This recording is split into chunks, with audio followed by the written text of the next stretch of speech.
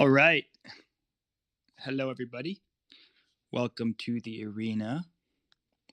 We have the Fabricant team in here. We got Carrie. Let me bring you up, Carrie. Who's on the main Fabricant account? Is that Theo or is that Fire? This is Firehill. Thank you so much for having us. Yeah, man. Thanks for coming on. I'm excited for this one. Yeah, happy to join. So do you want to wait for other team members to join? We got Adriana. Yeah, let's get everyone in here first. I know you guys have a big crowd coming in, so let's make sure that everyone is comfy in their seats, and then we can go ahead and get started. Hi, Carrie. Hi, Adriana. Welcome. Hey, thanks so much. Good evening from Spain.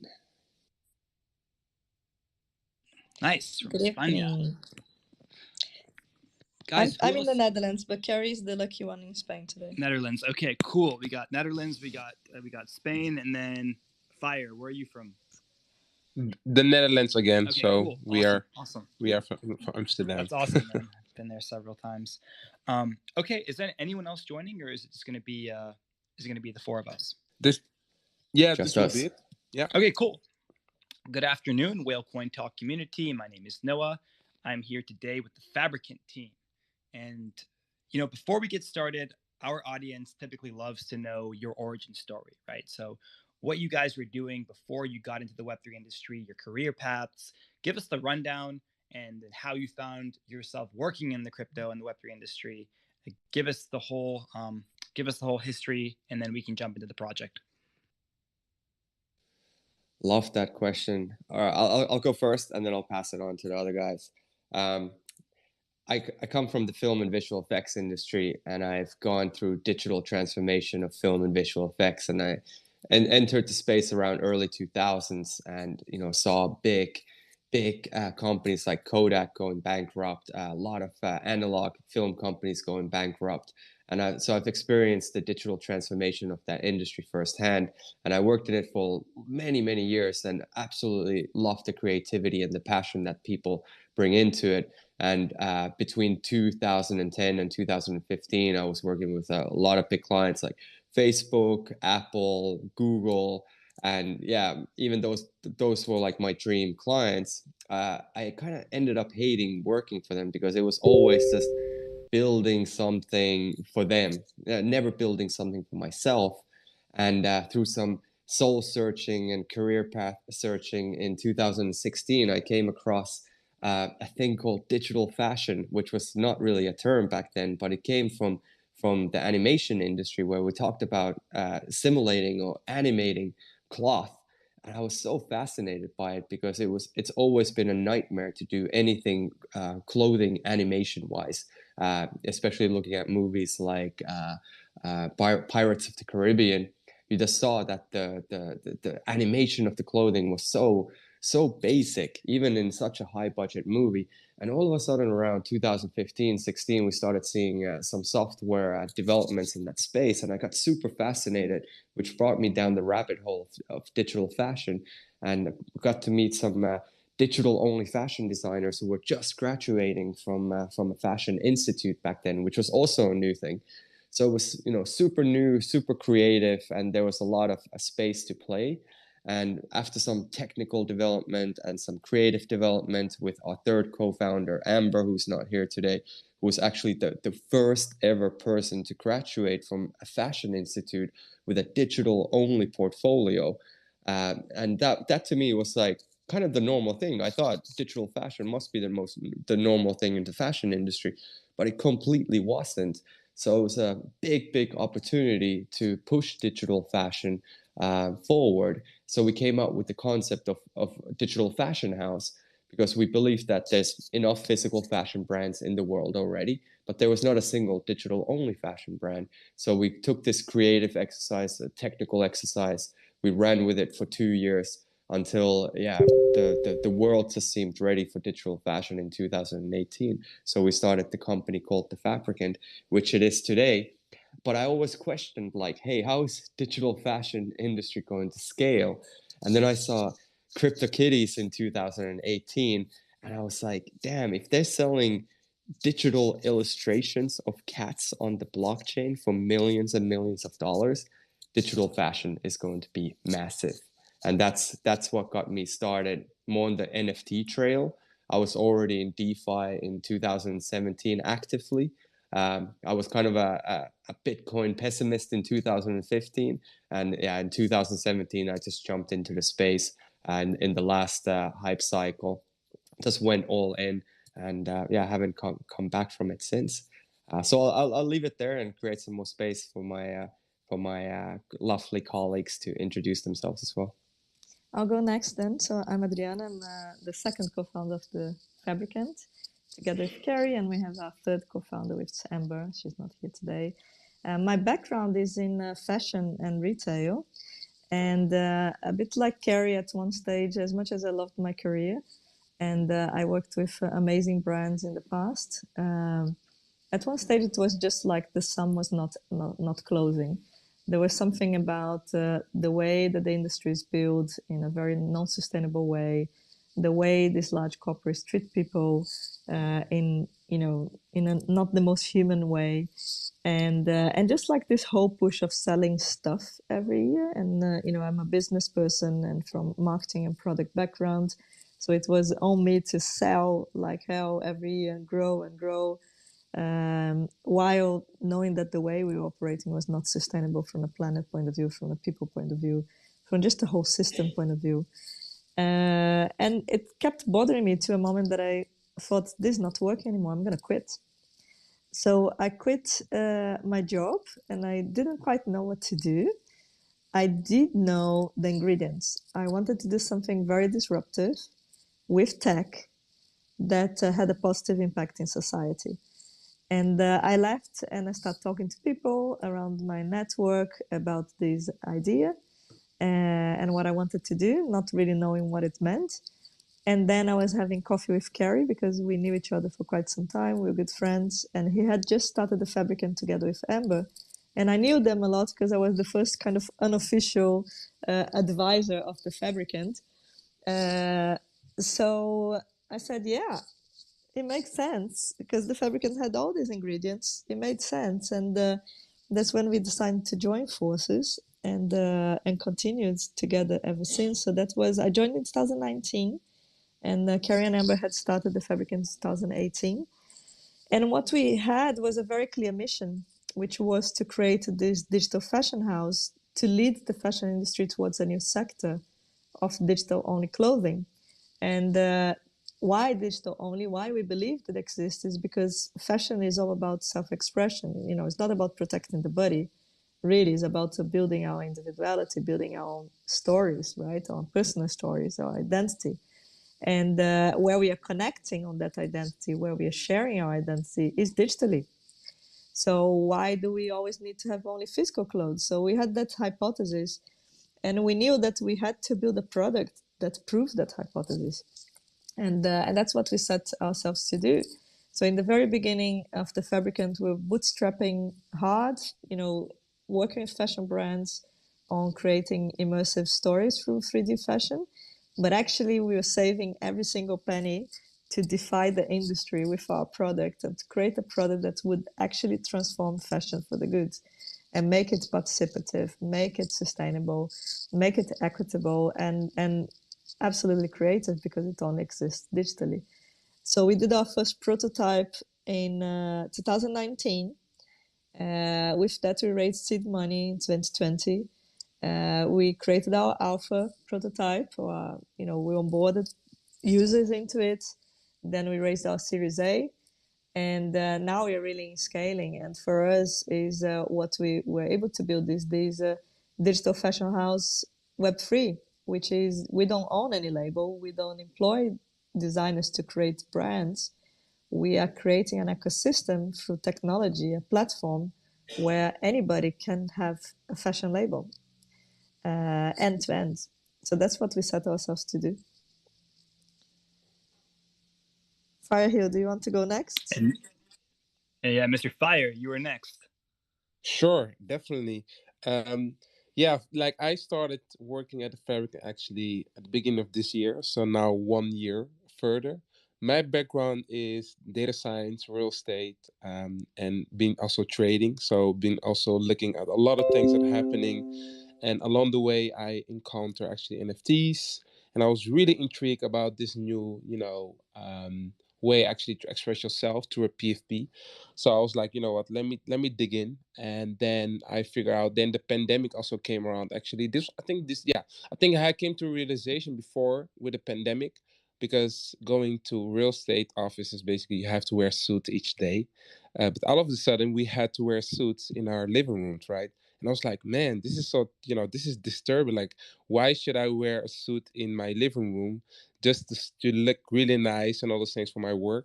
If there any is there any possibilities basically actually to put like some kind of digital wearable on top? And then actually I came across the Fabricant, just reading about it, looking at the video, I was really intrigued. So I was like, oh, this is very interesting. How can I be involved? And I had the opportunity basically to speak with Adriana at an event, and I was like, wow, this is amazing.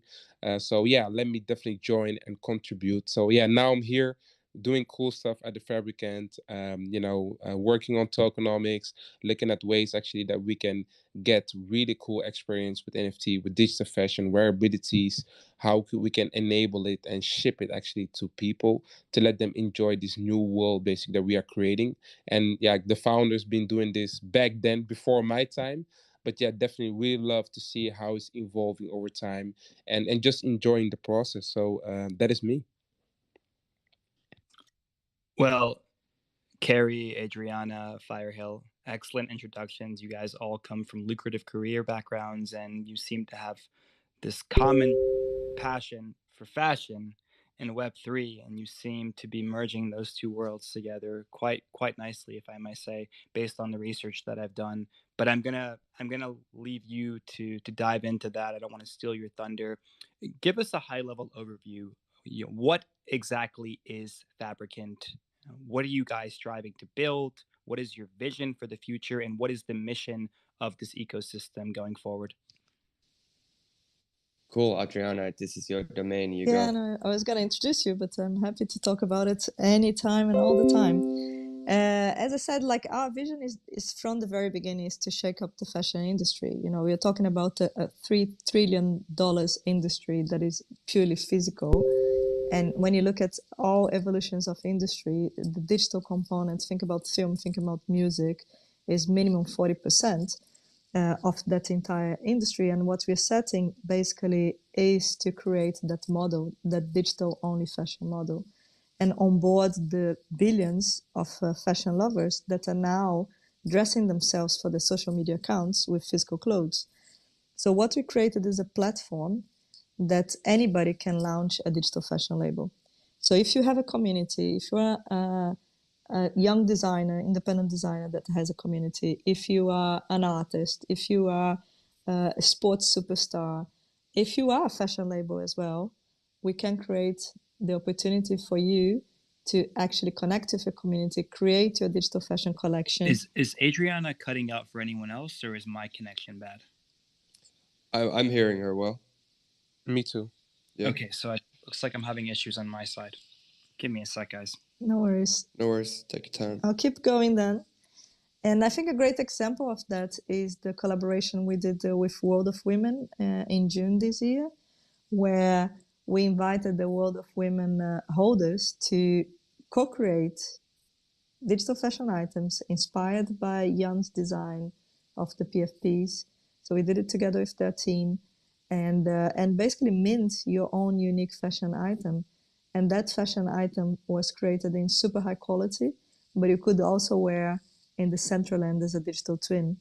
And to me, is defined the fashion industry in a big way, because as of suddenly, a project that has a community can be called a lifestyle brand, can be called a fashion brand, and that's for us the way to go.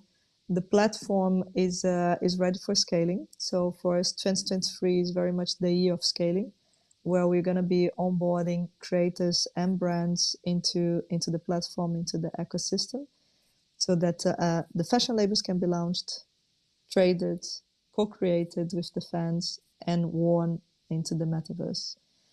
And maybe, Carrie, you want to explain a bit of the metaverse angle and how we created utility at scale.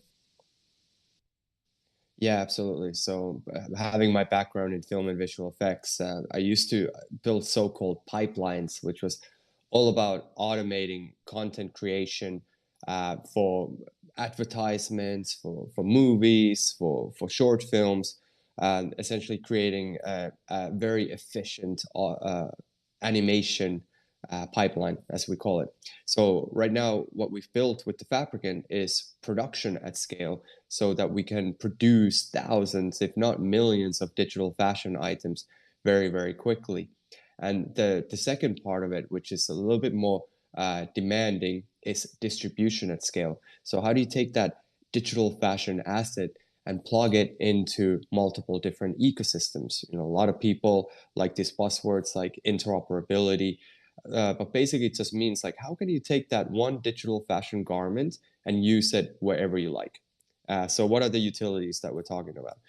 Augmented reality filters, NFT platforms like Decentraland, Sandbox, Star Atlas, Cornerstone Land, and multiple other so-called metaverses or interactive experiences.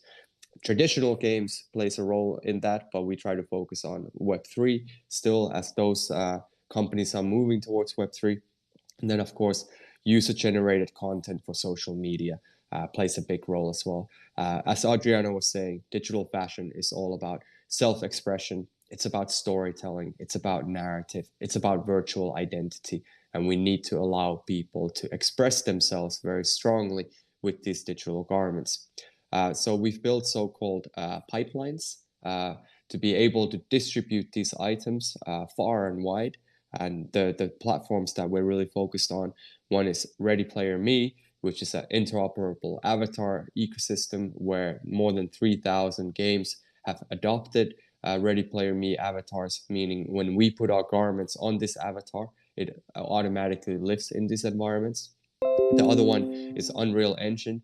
50% of world's games are built on Unreal Engine, and we have a very solid pipeline in place to be able to optimize our assets immediately to any Unreal Engine environment when still having to skin and drape the clothing onto the avatars for those games.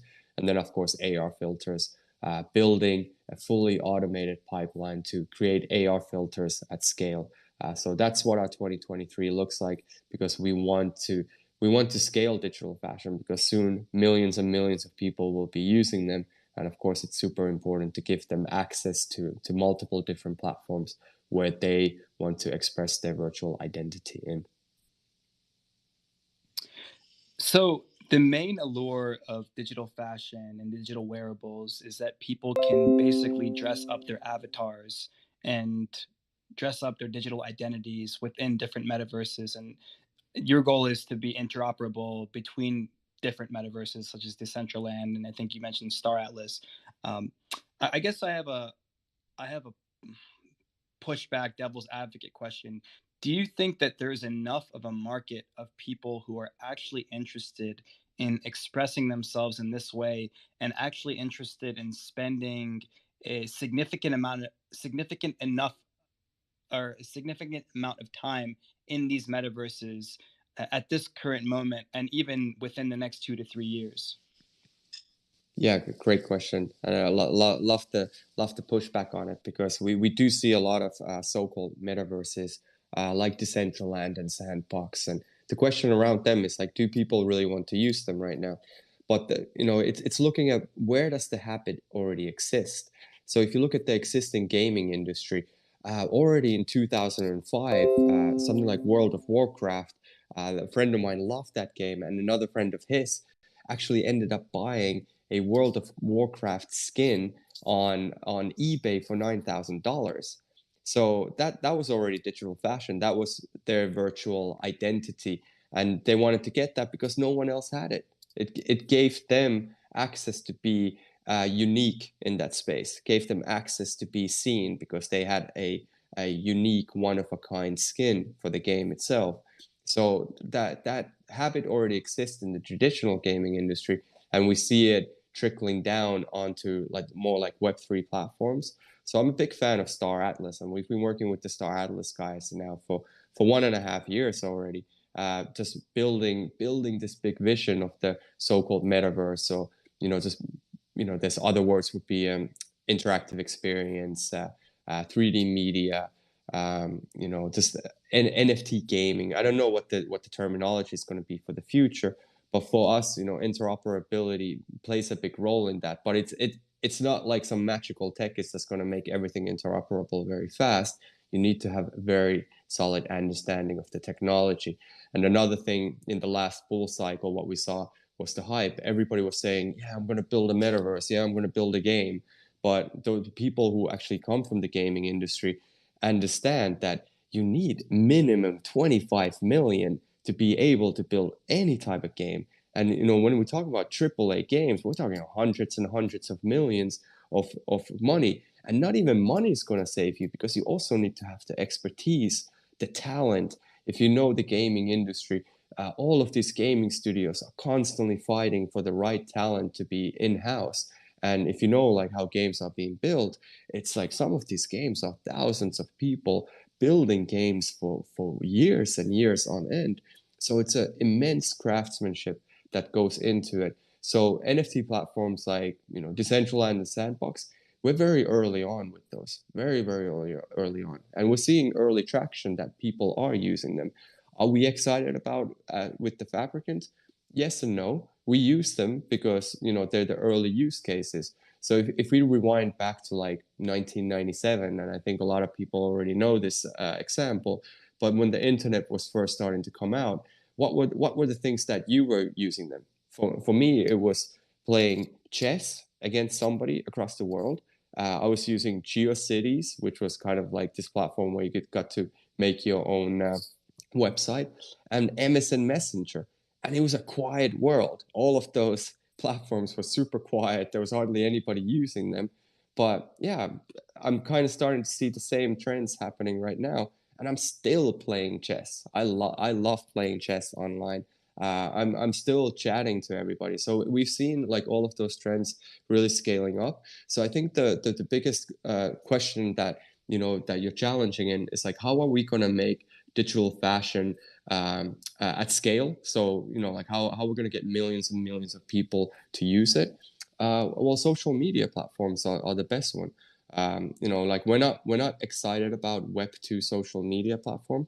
So we're talking to the social media platforms that are starting to look at their Web3 agenda. And I tell you, a lot of them are starting to already build some platforms, especially out of Korea. Those guys totally get it. So we're forging partnerships with all the biggest companies who have a Web3 strategy, so we can be there early on with our digital-only clothing. Yeah, no, I'll add to that a bit more, just to add on the social media angle. Because I think gaming is, of course, a very easy to understand. However, it needs to materialize on Web3. But I think that basically social media is already there. 9% of the purchase online are only for the returns of purchase online are only for photo shoots.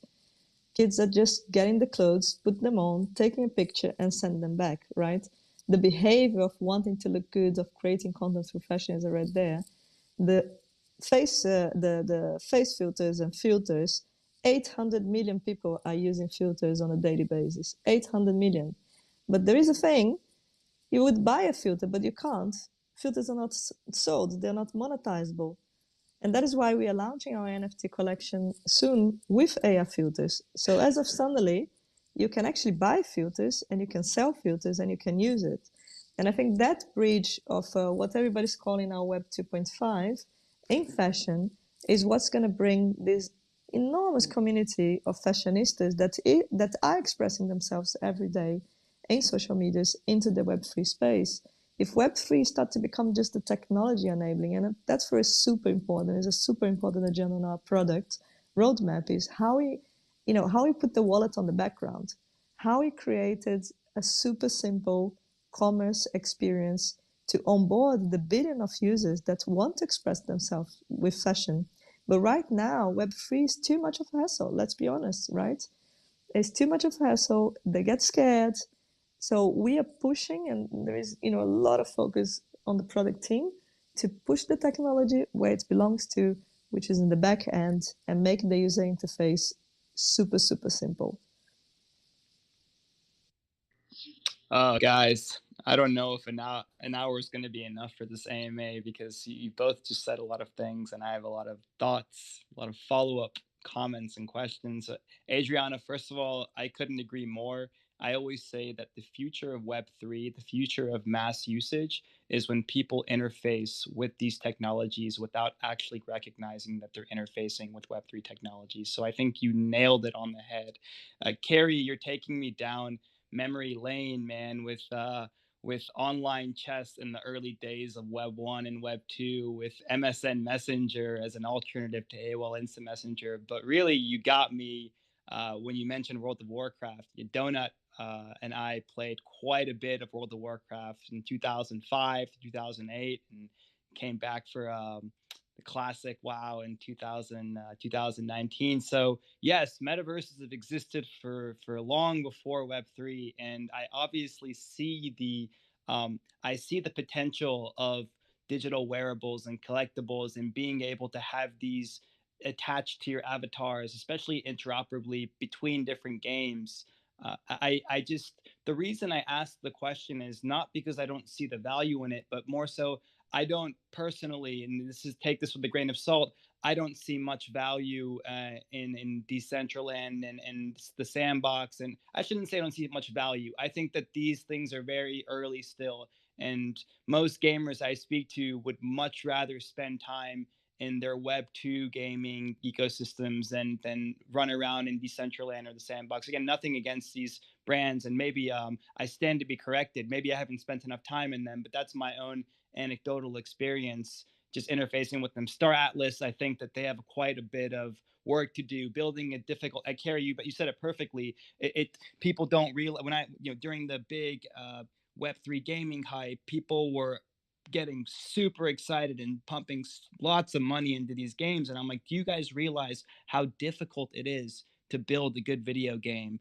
And an MMORPG, I mean, that's an entirely different animal on its own. You've had companies spend millions and millions and millions of dollars to build a WoW killer, and they failed miserably. So while I hope Star Atlas does well, I think they have a long road ahead of them. And I see the vision with you guys, though. You guys are saying, hey, we're building these fashion collectibles, these digital collectibles. We're not necessarily, and correct me if I'm wrong, we're not necessarily focused on building out the metaverse, but we're focused on building these collectibles that will be able to integrate into different metaverses, because eventually we will get metaverses in Web3 that are similar, that are as alluring as World of Warcraft, as EverQuest, as MapleStory, as RuneScape, and I made the connection there. So thank you for breaking that down for me in our audience. And I'm gonna move to the next question before I hog the mic for too long. Fabricant recently sold the first digital garment on the blockchain back in 2019. So, can you tell us more about this historical moment? Give us some insight. Tell us exactly how it went down. Mike's yours. Yeah. Thanks for that question, and thanks for the insight as well, and your perspective on it. I think you have a great understanding of where the world is and where we need to go to, and the challenges ahead. And it's a long road, but being early on definitely pays off. As for the story of the digital garment that we sold back in 2019, it's definitely one of my proudest moments in my career and life. And this really just came from, as I was mentioning earlier on, I saw CryptoKitties back in 2018, and CryptoKitties were my first NFTs that I bought simply out of curiosity of just trying to understand this world that was happening. And I just really started looking into the CryptoKitties team and started understanding who Dapper Labs was. And it was quite funny because it was actually one of the team members from CryptoKitties who got in touch with me. I think it was November or December 2018. And he came to me out of the curiosity of like, hey, what is digital fashion? Can we do something together? His name was Benny. He was one of the founding team members of CryptoKitties.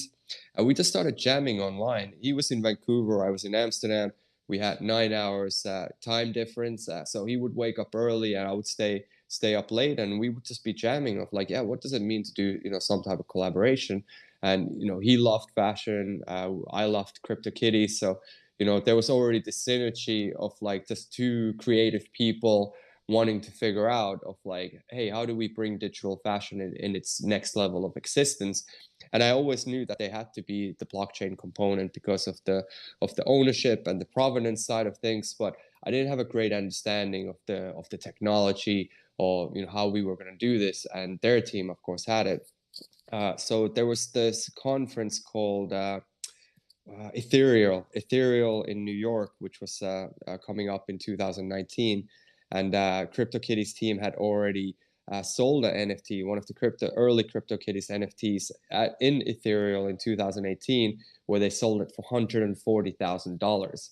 And of course, a lot of the media was just breaking their necks around, like, why would anybody buy an illustration of cat on the blockchain for $140,000 without understanding that there's this like a hardcore blockchain DeFi community behind it.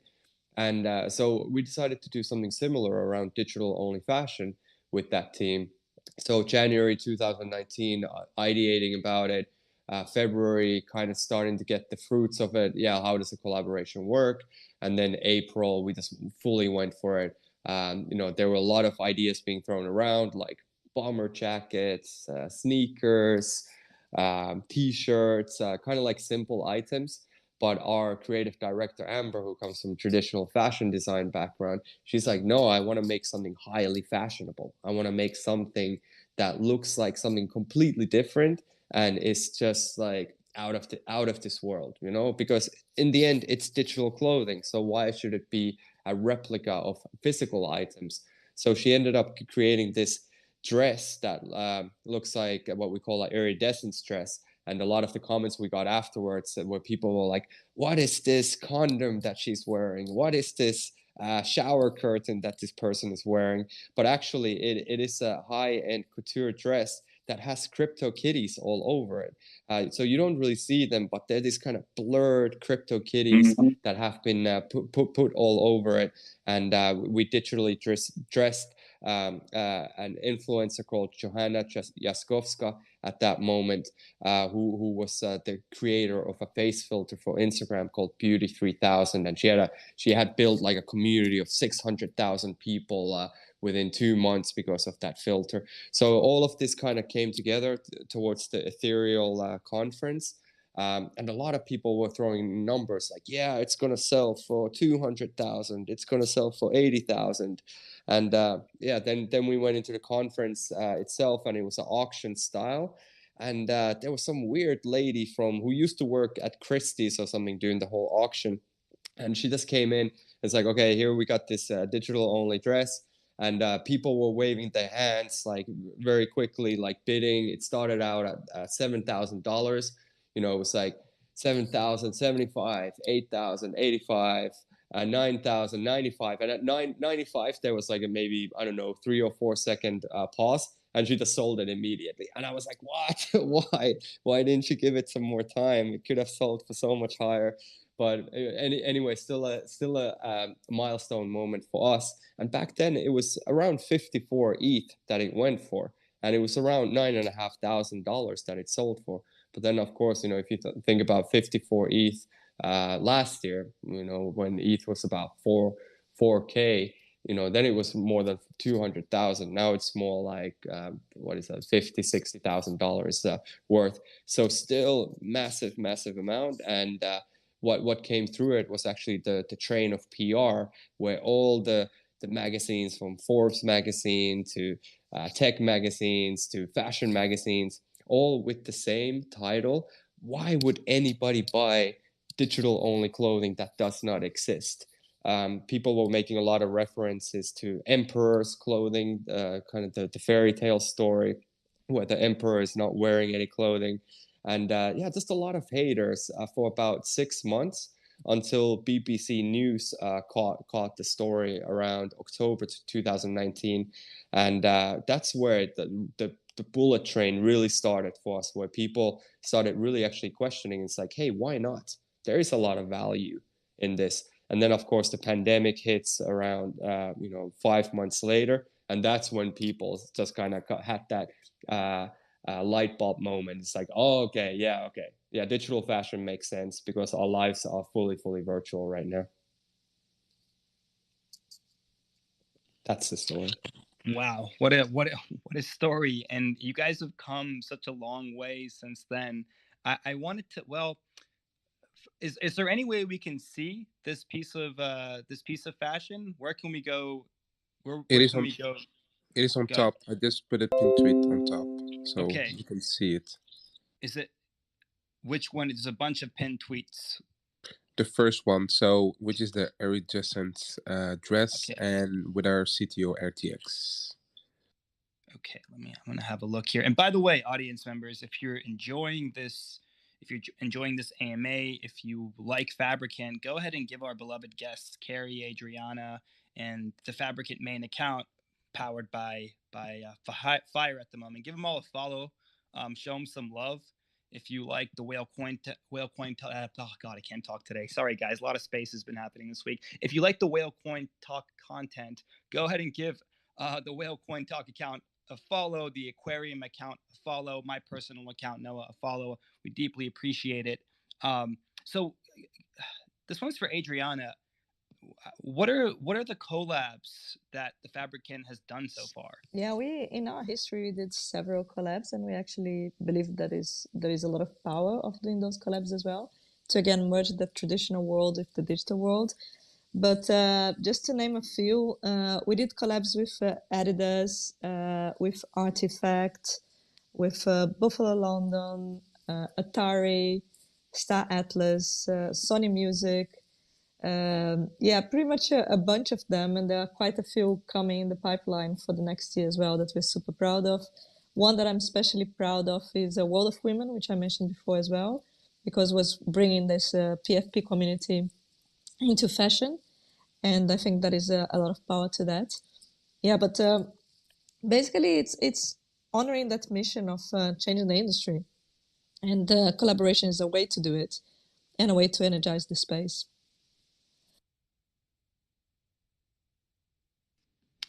And really quick, Carrie, going back to the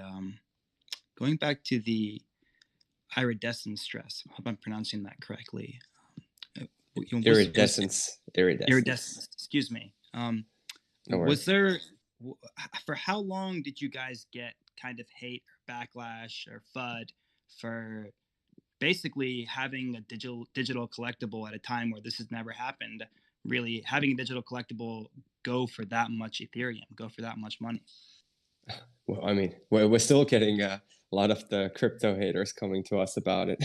So, but let's say actively, yeah, it was from May 2019 until end of 2019. Well, there was a lot of coverage around it, and then you know it throughout our whole history, it's been always the same. You know, at first people dismiss it, and they're like, "That's stupid. Why would anybody want that?" And then, you know, once the idea kind of starts going a little bit deeper, they're like, hey, well, actually, you know, that's cute. You know, there might be something in it, but it's nothing for me at this moment. And then at a later date, they really start thinking like, hey, actually, you know, why wouldn't I? How would I use it? You know, so there's kind of like this long time frame that it just really lands in people's brains to be like, hey, digital fashion makes total sense because it's all about identity. You know, so like I said, we still get those, and especially after the whole FTX drama, you know, all the crypto haters of the world just came out of the closet, and they're like, okay, hey, you know, like digital fashion is connected to crypto, which is it's totally not. You know, digital fashion exists outside of crypto. It can exist outside of Web3, and but still somehow they keep connecting it to that. So yeah, still getting the haters, but honestly, it's very little these days, and there's so many people who understand it. So we really just try to focus it on the communities where we get the love from, because those are the ones who elevate us. Yeah, and if anything, adding to that, sorry, dear host, but adding to that, when you look at the activity of NFTs in the last year, was hugely dominated by fashion, and if anything, everything that we, you know, everywhere that we talk and all the forums we participate, everybody see like a very clear utility case of fashion, where again NFT is just the technology to enable that digital fashion industry to exist. And our talks with collaborators from the past, whether it's Off-White, whether it's Puma, whether it's Atari, all of them are coming back and saying, hey, let's collaborate. Let's start this business model. And it evolves very much. The conversation evolved from let's do a quick drop to get some bucks to let's help us to actually get a true business model operating for the company, right? Help us to actually get this as a true new way of doing business in fashion. And I think this is super exciting. It's not anymore about the quick hype.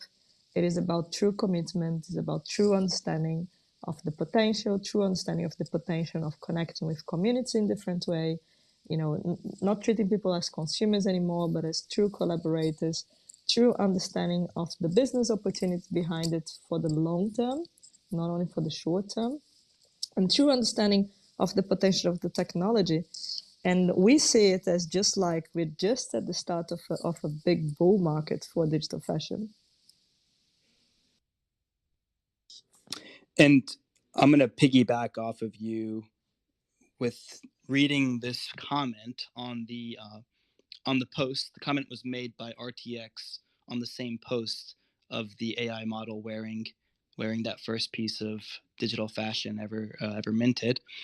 He says, reality will be more and more fluid in the future, with the creation process and the content fruition mixed across both the physical and digital space. So you guys are banking on that. You guys are building towards that.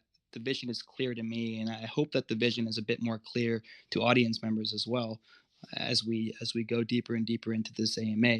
So this question, let's see. What is the whole land? What is whole land, right? What is it all about? I can jump into that. So whole land is a long fashion narrative by the Fabricant, which is building and unfolding itself in several chapters, starting with the accessories drop. And the accessories are 7 pieces of digital fashion, accessory jewelry that you can buy and give you access to the whole land journey. And in that whole land journey, you're going to get airdrops. You're going to be able to create fashion items. You're going to be able to purchase wearables, all gated. You're going to be able to get into URL events, but also real life events. And it's really about the whole journey of building your digital fashion wardrobe and therefore building your digital fashion identity and experiencing it digitally. It starts with AR filters. So the jewelry, all of them, the 7 pieces have AR filter. And every single item that is created in the collection will have a wearing utility. And ultimately, where we can all be meeting and changing clothes in what we call now the metaverse, in what we call immersive experiences. That's what Whole Land is all about, is going there and exploring your true digital fashion identity. And what are some examples of the wearing utility that these pieces of clothing offer? So AR filter, that's how we start with the accessories being available for AR, and also which means that the NFT has the AR component. When you sell it the AR filter as well.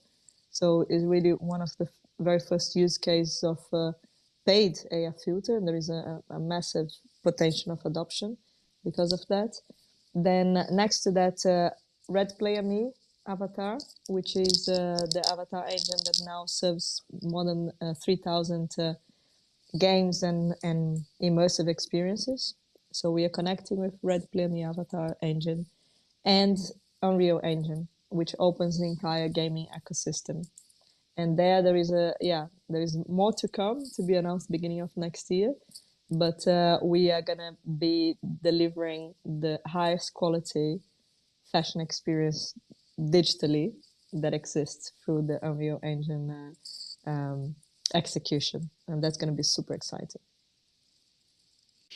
And just to clarify, when you say AR filter, do you mean that someone can have this piece of clothing, let's say on their phone, and then they can record themselves on their phone camera and it shows them in that piece of clothing? Yeah, 100%. So your NFT, you're going to be able to open it through the Fabricant app, and you're going to be able to wear it, create video, picture content, and share it in your social media channels.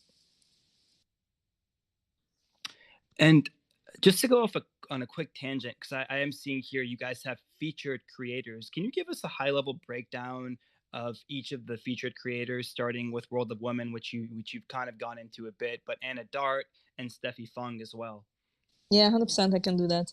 So as we mentioned, we have been building this platform for a long time, right? And we started with an alpha version, and that alpha version was in 2021, where we had a very small group of invited only people trying the platform, and we had a collective of creators from independent creators and fashion brands, and we created 6 items back then. And then we moved into the beta version, which was pretty much this year in 2022, and we had 3 drops.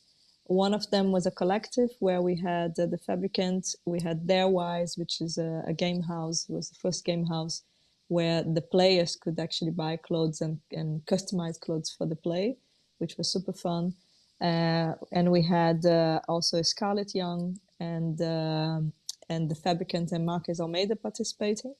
And then we had a drop with Steffi Fung, which is a very talented digital fashion designer. And we had a drop with World of Women. And all these drops were of a nature of co-creation, meaning that you would select an item, and in our co-creation environment, you would then select different patterns and different colors and mint your own unique combination one-on-one. Nobody else has that combination because you selected it and made it unique. The patterns are designed also by artists. So Anna Dart, for example, is a super talented designer, and she created beautiful patterns for the World of Women collection. Krista Kim, also super talented, very much Web3 native, also female artist, also created beautiful patterns for the World of Women collection. So we had ultimately in the journey of the Fabricant Studio 4 drops, which we call the 4 seasons, we had 35 independent artists being part of the entire ecosystem. And ultimately, that is for us what a digital fashion house is. We are enabling these artists to have a space to set up their brand, to set up their label, and interact with their fans in a very different way, in a very new way.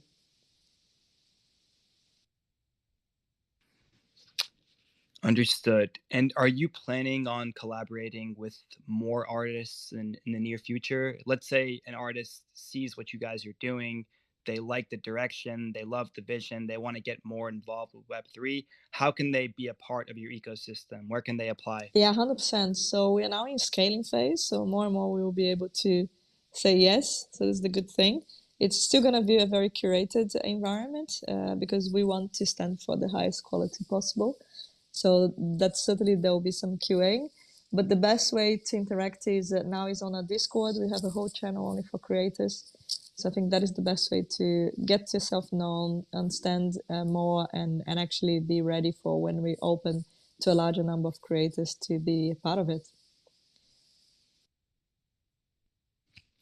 So going back to Whole Land, how can people get access? Is it an open mint? Do you have to be on a whitelist? Give us some insight into that, please. Firehill, that's on you. Yes, on it. Yeah, definitely. Like, yeah, super excited actually to present Holland. We've been working on this for a couple of months now. Thinking on what are the best way actually to onboard people and also share the digital fashion experience with them, and just thinking about you should be enjoying what you are doing while having fun, and also finding this beautiful piece coming out as well. So yeah, how it works. So there are 3 ways actually you can get access to whole land. So one is become a holder. And by becoming a holder, basically you will get access to the pre-sale. We'll have 2 moments actually. So we have the pre-sale itself. That will be for holders, for partner communities, and NFT communities. I will explain NFT communities in a bit. And then we have waiting list. Waiting list is for people that are not part of a holder or NFT community or partner communities, but they definitely want to participate. They can go to our website, basically to the fabricant.com, and then slash wholeland. They can basically register. I'll also pin tweet the steps on top as well of this Twitter space. But by becoming a holder is the first step. The other step actually to participate on the pre-sale is actually by being a holder of one of our NFT communities. We'll be announcing multiple NFTs communities over time that we are partnering with. So we recently partnered with the Hape community, for example. They are really excited to participate in the Holland journey because they love fashion. That is actually the core of the Hape community itself. And also Exclusible is one of the biggest metaverse company out there, and they are selling, for example, they sold like a penthouse where people can walk around with spatial, for example, and they are really keen to participate. So yeah, those are actually the two NFT communities that we have right now. And also Met Amsterdam, which is one of the biggest Benelux metaverse event in Europe. So they recently also joined the pre-mint that we share with them, and their holders basically can participate. But along the way, we'll be unfolding more and more NFT communities that will allow other people to participate. And the last step actually that will get you access to the waiting list itself is by registering on our website. So we have a process where you can just register. You only need an email address, and then you can create your wallet basically in just 2 seconds. So easy. It is so easy at the Fabricant when it comes to interacting with the blockchain. And by doing so, you'll make a chance basically to participate in the mint.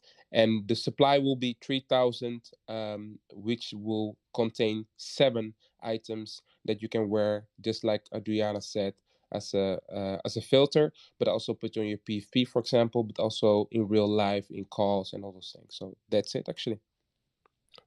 Anything you would like to add, Adriana or Carrie? No, I think just like the best ways, go to our website, thefabricant.com.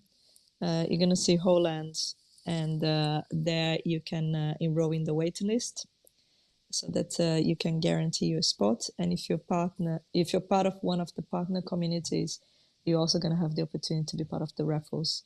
And we have about 25 communities that signed up as partner communities, but we'll be unfolding them in January. And one of my last questions before I open up the audience, I have a couple more. One, if you guys were if the three of you were looking in from the outside as first-time potential Fabricant and whole land community participants, community members, what would be, of the different ways that you've explained for us to get involved, what would be your favorite way to get involved? Rather, what would be your favorite way to mint and become part of the ecosystem? What a question. Yeah. No, it's a very, very, very good question, and catches me off guard. And I can only think of like what is my favorite minting moment in another project that I've done. Yeah, I don't know. I don't know what's the best way to come about it. Look, we've made the UX very, very simple, and it's just it's safe, it's scalable, it's secure. You know, it's mimicking a very simple experience as much as possible. So for me, like I think we've been in the space for so long, and we know all the pain points, and if anything that we wanted was to get rid of the pain points, and this is what we've achieved. And I hope people will realize the same thing. So the only thing that I can say, looking at it from the outside, it's going to be the simplest, smoothest minting possible out there. You know, we've experienced it before, and I'm wishing to get the feedback back from the community when we do the minting in February again. I can add something, but it will be simple, but it's also going to be very surprising. So I highly recommend to go through it. And there are some hidden surprise there.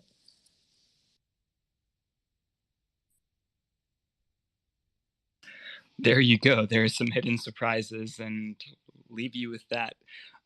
Guys, why did you choose to integrate and launch on Flow? That's my last question. I was really curious about that. I mean, we've all heard really great things about Flow. Obviously, they're doing awesome in the space, even in this bear market. But I haven't, honestly, you're the first project, to my knowledge, in my memory, that I've seen actively building and expanding on the Flow network. Yeah, great question. Let me take that one because it's a it's a little bit personal to me as well. Well, one thing is that Flow is it is scalable, it's fast, it's secure. So that was definitely a big one for us. And then there's a personal connection to it as well because CryptoKitties comes from Dapper Labs, and we of course worked with CryptoKitties for the dress. So we worked closely to Dapper Labs. And Dapper Labs is the builder of Flow ecosystem, which allowed us to be very close to the development, close to the roadmap, close to the developers, and close to the teams themselves to ensure that we get the right help from them. Get funding from them as well, and just be able to move really fast. And for me, again, blockchain is one of those buzzwords. And in the end, it's all about just ownership and provenance, and all of them provided in one way or another.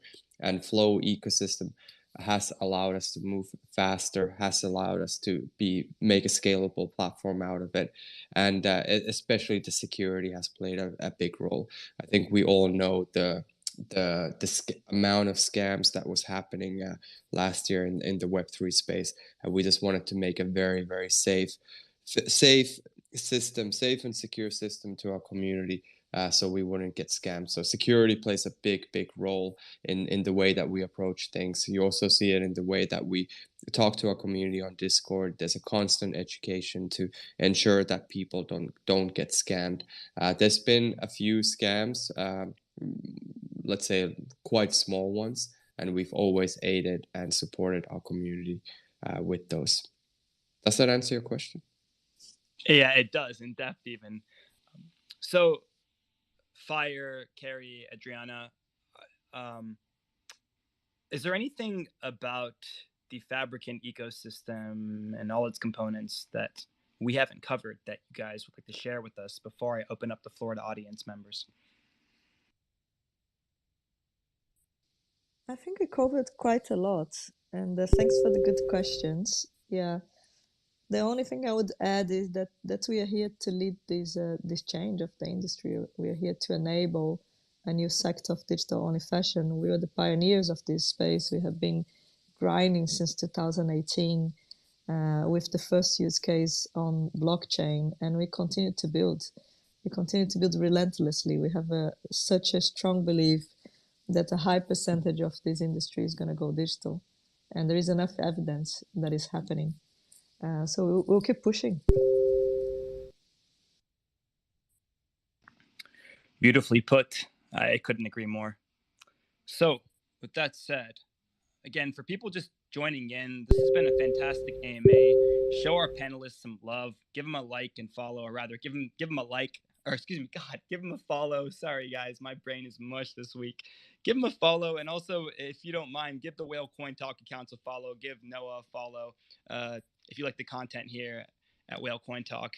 So let's go with Rahmat first, and I see some other requests. So I'll try to get everyone. Yeah, thank you, Noah.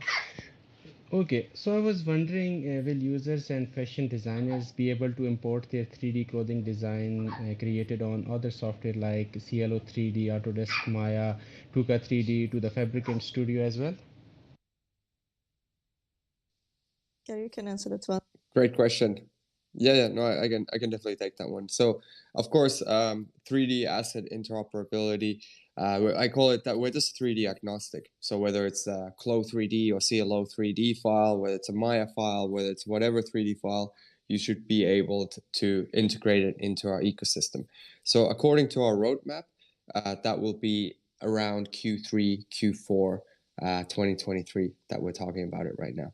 So we're definitely integrating the larger community. So if you already have 3D skills, if you already know how to use this 3D software, the best way to get in touch is via our Discord. We have a very thriving 3D community, digital fashion community, and there's some great conversations happening around 3D software, 3D assets, and when we'll be ready to onboard creators on there. Understood.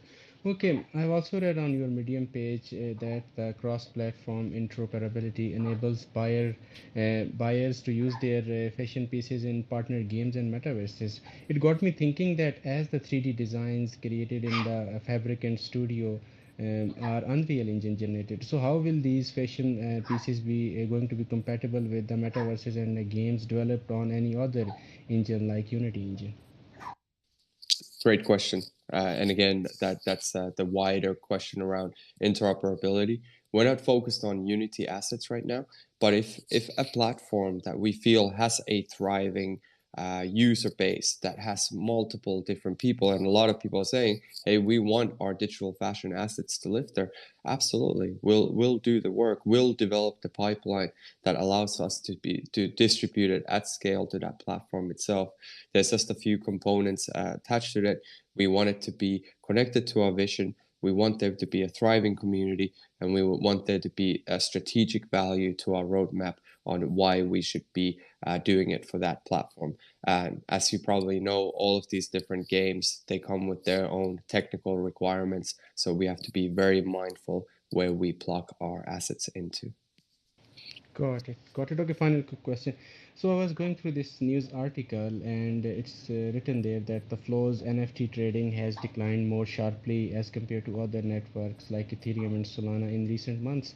So I was wondering, don't you think that this is of any concern for the Fabricant, and what are your thoughts on this matter? Yeah, great question.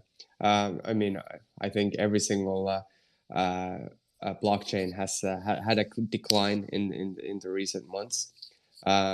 We're actually moving on to multi-chain approach next year. Flow is at the core of everything that we're doing, but we're integrating other chains, and I'm gonna refrain from naming them right now, but it's the obvious choices, of course. But I would say Flow will be the core, and it will be a multi-chain approach because we're already very good in Flow. The foundation is there, and now we can scale and look at other different chains. And of course, by end of 2023, we're looking into how can we actually have the user choose the chain that they want to mint their items on.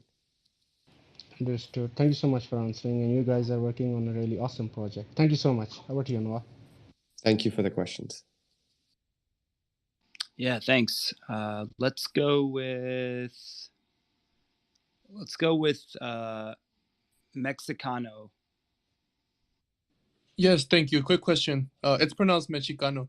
You guys mentioned about AR, and you guys are working with Unreal Engine. Is that what you guys are thinking of using for the virtual try-on for the clothing?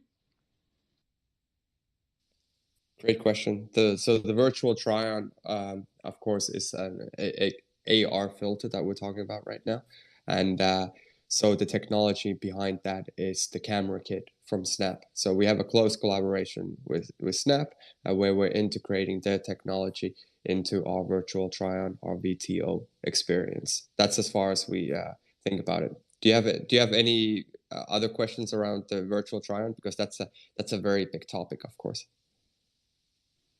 Well, I was just like thinking of how good Unreal Engine looks, and I have not seen a company using Unreal Engine for virtual try-on. So I was thinking maybe you guys are developing something. I know a Snapchat kit is used widely. I don't think it's gives us the best results. But for example, game engines can give us something. I know, for example, Serial 10 right now is growing and is booming. To me, that one is the best. Unity is the best for face filters, which is what I have right now. So you mentioned Unreal Engine, so I was thinking maybe you guys are working on the Unreal Engine virtual try-on, which it will be amazing. Like it will kick all of the other ones out of the water, you know? Yeah, no, great point. And Unreal Engine is a big part of our roadmap, and we actually got the mega grant from Epic Games as well back in 2021 to develop our own pipeline into Unreal Engine.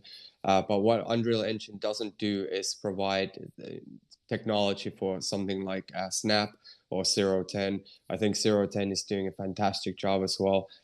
We're not looking to build tech as a utility. We're looking to partner with the best tech companies out there to provide the utility with.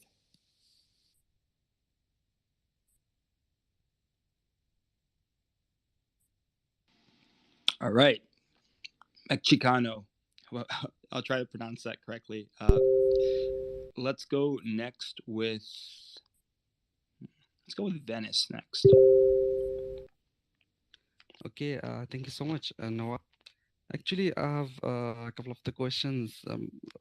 So, how do you guys, or I should say that, do you guys have any plan to reach out to every possible designer from different countries representing their cultures, so that you can have outfits from every kind of culture to grab more attention towards Fabricant worldwide?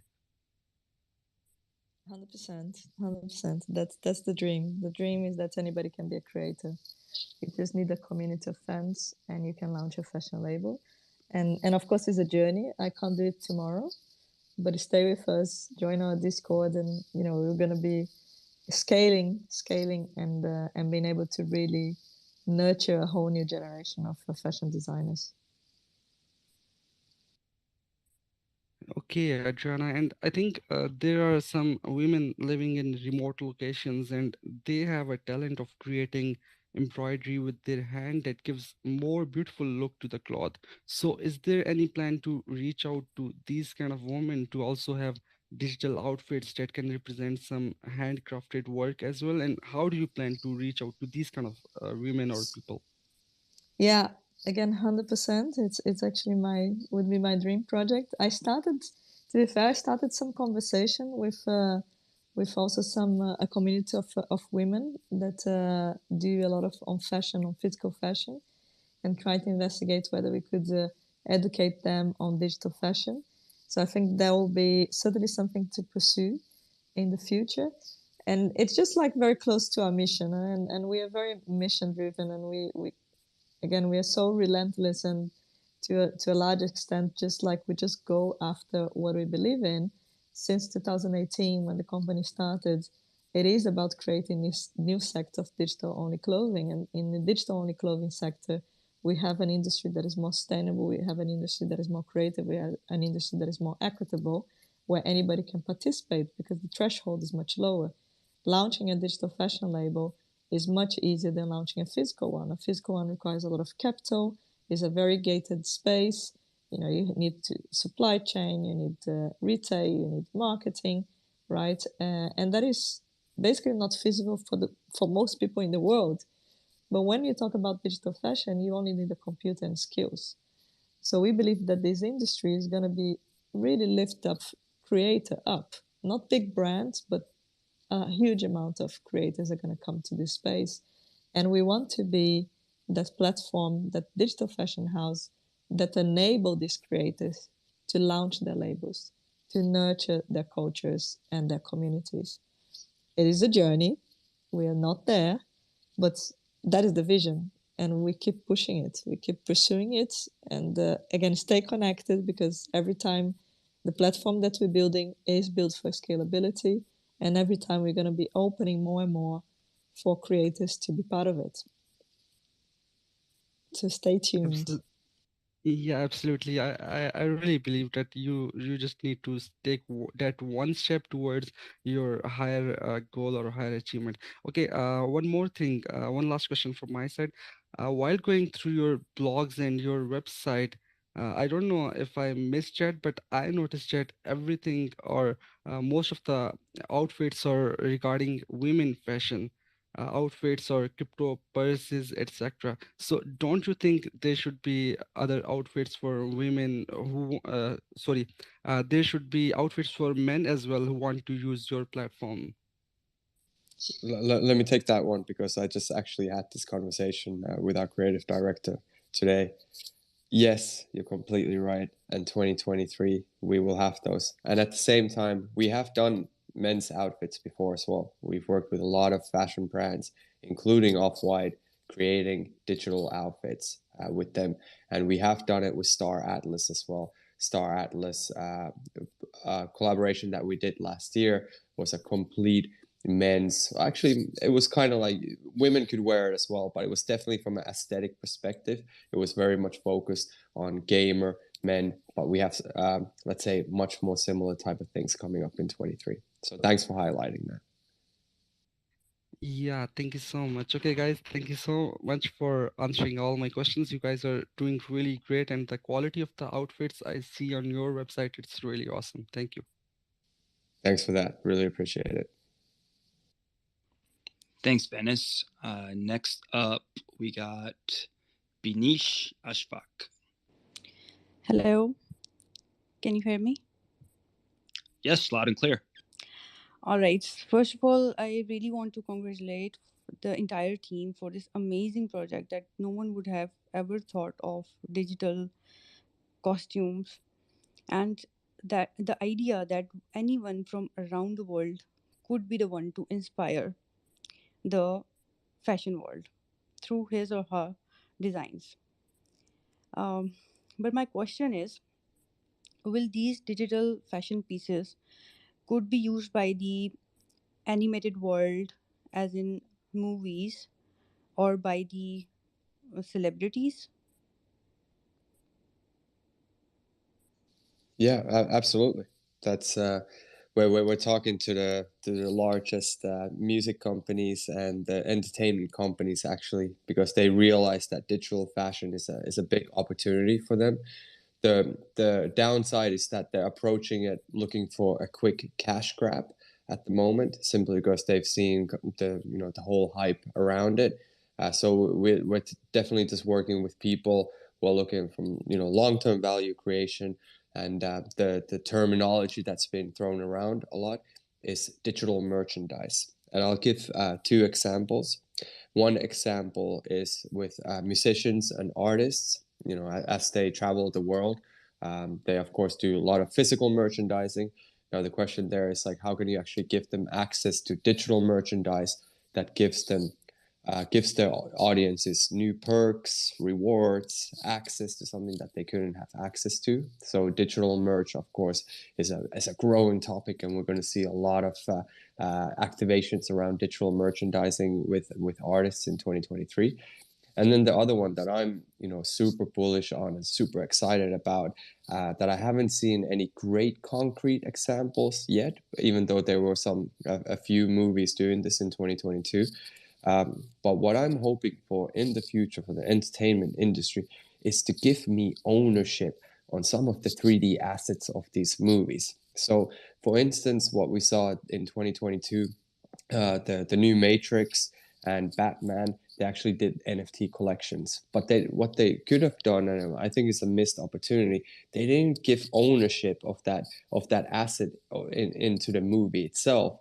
Now imagine a future where you crowdfund movie production through NFT creations, that a lot of the assets that these movies use, which are mainly visual effects movies using a lot of 3D assets, like for instance Star Wars as a plain example. What if you could own a character of Star Wars, and through ownership of that character, that you actually get ownership into the movie itself, and that you get access into the royalties. So if the movie ends up being a massive hit, that because you are a part owner in that movie, that you also end up getting a cut on the box office numbers. Now that is the opportunity. That's the vision that exists. A lot of people are working towards it, but right now we're being hit by a lot of gatekeepers in the entertainment industry who are still managing to keep most of the funds for themselves. But this is the big opportunity for every single industry, and something that we're also working for the fashion industry, is the democratization, is the distribution of the wealth across the full ecosystem within the community. That's the big vision. That's the opportunity. That will be the future. Let's see if we can get there super, super fast.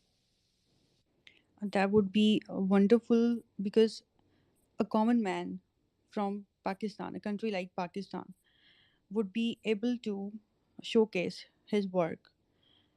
That would be a massive hit for everyone who is talented. Congratulations once again. Thank you for that. Really appreciate it. Next up, we have G Banga. What's going on, brother? Haven't seen you in a while.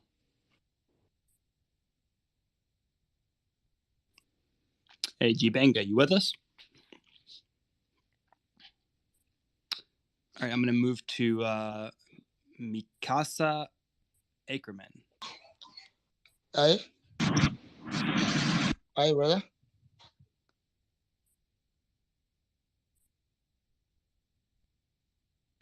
All right. Hi guys. Can you hear me all right now? Yes, sir. I can hear you loud and clear. Okay. I love the presentation. I usually love watching fashion shows once in a while. I just have a few questions connecting to the business model in itself.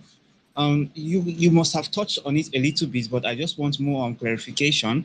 A few minutes ago, you were actually speaking about connecting to other brands. And during the course of the AIM, we also talked about connecting to some big names. I basically want to know, the fashion industry heavily relies on brand name, and building a brand name heavily relies on a good record. You actually make it explicitly clear that some people were into comfortable connecting with you guys because of the uniqueness of your project. Are there plans to connect with other brands, both established and upcoming, to build and grow, especially those who aren't too conversant with digitally and physically connected NFTs? Yeah, I can take that one. So one is collaborations. Yes, 100%. We have been collaborating with traditional brands since the beginning of the Fabricant, and in NFT projects we have collaborated with several existing brands as well. Whether it's Artifact, Off-White, Vogue, Buffalo London, Sony Music. Those are all collaborations with traditional brands into the Web3 space. When it comes to physical, digital to physical, we are very stubborn to say, no, we believe in a digital only industry and we only do digital fashion. However, of course, we understand that there is an easy gain of the digital to physical and back and forth. If other people want to play that game, that is fine. But we ourselves, as the Fabricant, we're not going to do physical fashion. We remain digital only. There is enough physical fashion out there. There is enough waste in the planet. We don't need to add more. We believe that digital is a way to express ourselves in a more sustainable, in a more free, creative, and equitable way. We don't need physicality. So that is our standpoint. Yeah, that actually sounds good. That sounds like a good reason. So my next question is still on the digital line. Here's a scenario. It's still an unprocessed chain of thoughts, but I don't know if you understand what I'm trying to say. What if the Fabricant holds an event and maybe there's this kind of unique app, because some people actually want orders directly or indirectly to know that people that own these NFT and these clothing lines are actually in that event. Is there going to be some kind of alert notification system, maybe built connected to some kind of application that informs others that yes, somebody is actually holding a Fabricant's piece here, and this is the kind of piece that is holding. That way it doesn't only bring reps to the owner of that material, but also brings attention and traffic to you guys, if you understand what I mean. Yeah, totally. I'll let Carrie take that one. It's more technical. Wait, sorry, I missed the question. Could you restate it, please? If there will be, if we see the opportunities of people being able to interact with each other through the clothes, like recognize the community that they belong to through the clothes that they wear. How is that a technical question? Because it's technology related. You're the technical guy in the call. I mean, technically, it's a very very high level question, but it's basically just saying that the digital clothing can act as a communication tool. And that to me is like avatars are going to do that. Essentially, the avatar ecosystem that's being built, that's happening parallel to the digital fashion ecosystem. For me, digital avatars or digital representations of ourselves are going to be a major communication tool. And on top of that, there's going to be the layer of digital fashion, which is also a communication tool. This even happens in the physical fashion industry, where we're starting to see NFC chips, which become communication tools between a digital device and the physical item itself. We're seeing it in fashion supply chain as well, where these NFC chips or like where there's an ID being brought onto these physical items themselves. So you see how it travels within production, but also post-production. How you see that when you buy an item, or for what actually happens with the item. So you're going to start creating history and provenance for these items. And from a communication standpoint, that's the thing that I'm most excited about, is where you can also actually track the history of an item, of how it's existed throughout decades, if not centuries. Like I'm missing out that I would love to see how the digital fashion industry exists 500 years from now, and all the history that it takes. The item that we sold in 2019, that's going to exist longer than we have. And that's going to have like this whole history behind it.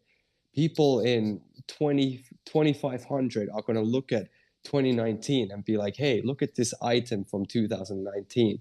It's a historical artifact that that kick-started this digital fashion industry. That's the most normal thing. Then that's what I'm super excited about, but I will not be here to witness it, unfortunately.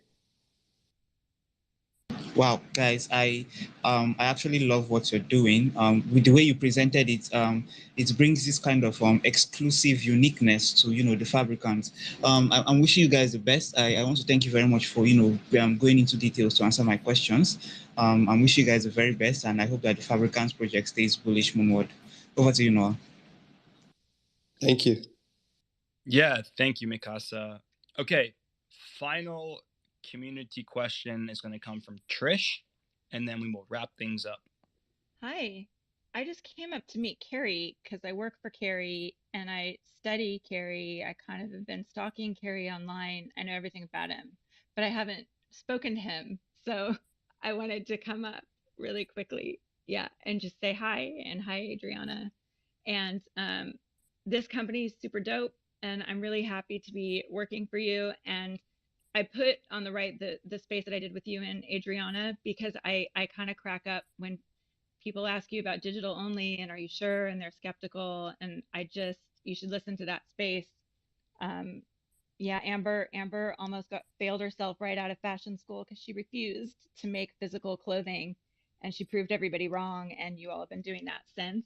So I would not bet against the co-founders here. I'm just saying.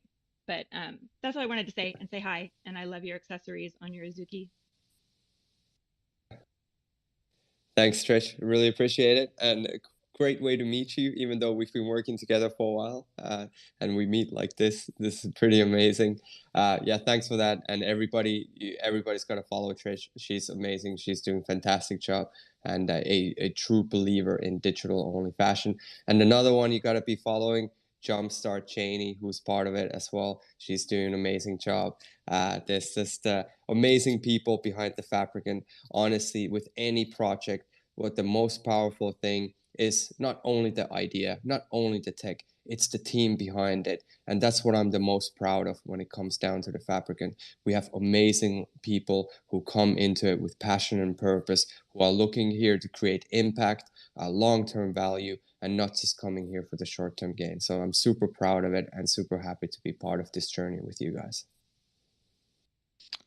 Wow. And so, wait, you know what? If I wasn't working in this industry myself, I would wonder how you guys have been collaborating and working with one another without ever speaking, but never mind, it makes sense. It's cool it's in that the Slack. Yeah, we're all over. Everybody's all over the in this. world. Yeah, no, it's quite normal, I guess, in this industry. Jumpstart, go for it. Yeah, let's let you get the final audience question or comment in, and then we can wrap things up. Hey, thank you so much for having me up on stage. Well, Coin Talk, also the Aquarium, and also Noah. Appreciate you guys. I feel like literally the Fabricant Hype Squad, aka the team, has literally invaded the stage. I'm a little bit late, so I'm definitely going to need to listen to the playback. I was hosting my own space with Rug Radio, so I apologize for being a little bit late. The only thing that I wanted to say was, for anyone in the audience, because I like to challenge people, and challenging people is fun, and it's going to be the holiday, and we're meeting our in real life friends and family who have no idea why we have these PFPs or profile photos and do all the internet things like on Twitter Spaces, which is have a conversation with your friends and family about digital fashion and wearables. And the easiest way to get them hooked into this whole situation is asking the question about whether or not they use filters on Instagram or on TikTok, or if they use Beauty Cam or Snapseed or other items. And it's just interesting to see. I mean, I've been in the Web2 side of fashion and beauty, and now in digital fashion house, the Fabricant, as head of marketing and growth. But I think it's just been fascinating to have these conversations with people who are friends and family, and also my old colleagues wondering, why I'm selling things digitally instead of IRL.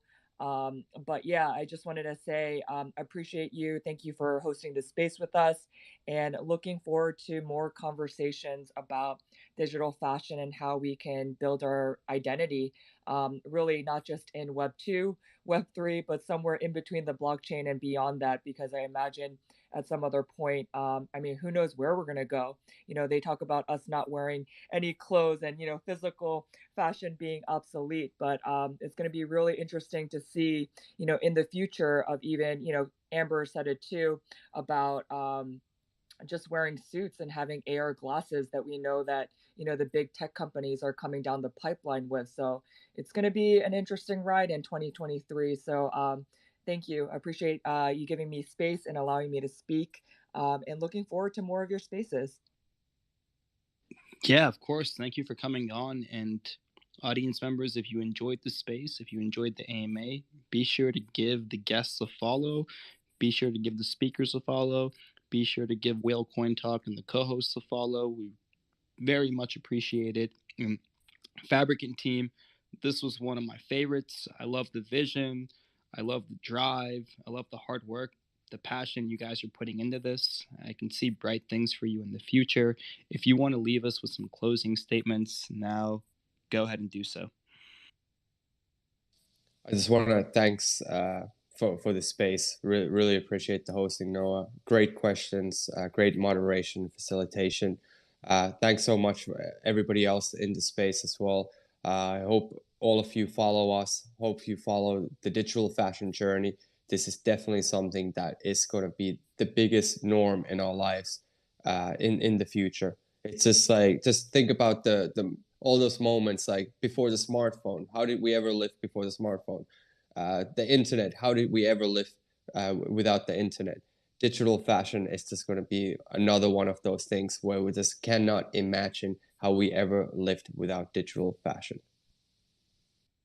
Yeah, and I'll add to that. There was a time where people scoffed at email. There was a time where people poked fun at Jeff Bezos for, I think, patenting the one-click buy button. There was a time where we only had stick shift and there wasn't manual drive. So things evolve and paradigms shift in ways that we can't possibly imagine.